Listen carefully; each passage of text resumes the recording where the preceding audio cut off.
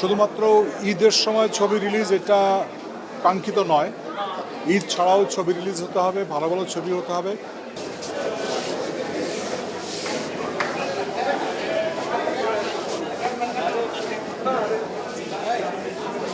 আপনারা যেভাবে ঘিরে ধরেছেন আমি তো মনে হচ্ছে শাকিব খান।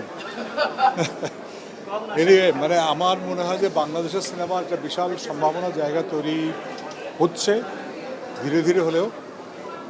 যেমন আমি শাকিব খানের সঙ্গে রকস্টারে অভিনয় করেছি, সেখানে এক ধরনের ভিন্নতা, অন্যরকমভাবে উপস্থাপন করা, অন্যরকম গল্প বলার একটা প্রবণতা লক্ষ্য করে যাচ্ছে, যেটা আমার জন্য এই বয়সে খুব এনকারেজিং।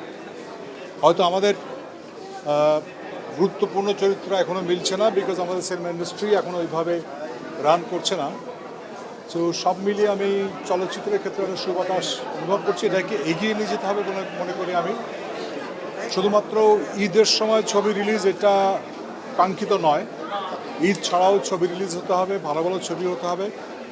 এবং আমাদের বাংলাদেশে আসলে অনেক ধরনের গল্প ছড়িয়ে ছিটিয়ে আছে। আমি মনে করি যে আমাদের এখানে অনেক প্রতিভাবান মেকার আছেন, অভিনয় শিল্পী আছেন, লেখক আছেন, আমাদের চারিদিকে গল্প। সেগুলো আমাদের পর্দা যদি আনতে পারি সেরকম।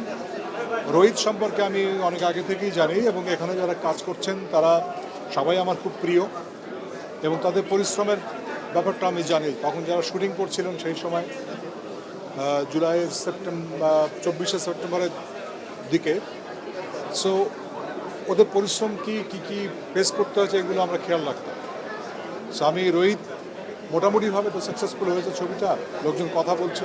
এই কথা বলাটা আমার জন্য খুব ইম্পর্টেন্ট, যে ছবি ভালো মন্দ হতে পারে, কারো পছন্দ না হতে পারে, কিন্তু এগুলো নিয়ে যদি একটু কথাবার্তা বলা হয় তাহলেই ছবির বাতাস আরও ভালো হবে, স্ট্রং হবে, এটা মনে করি আমি।